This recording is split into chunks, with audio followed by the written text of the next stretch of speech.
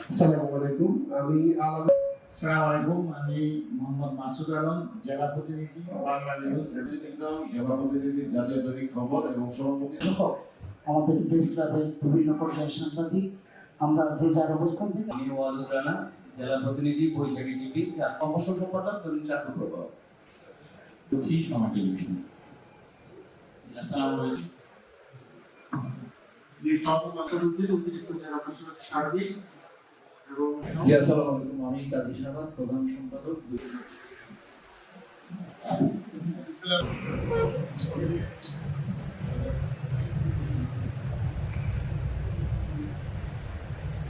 পিআইবির একটি ট্রাস্ট রয়েছে, বিশ্বাস রয়েছে যে এখানে টেকনিকটা হলে ওনারা স্মুথলি কাজটা করতে।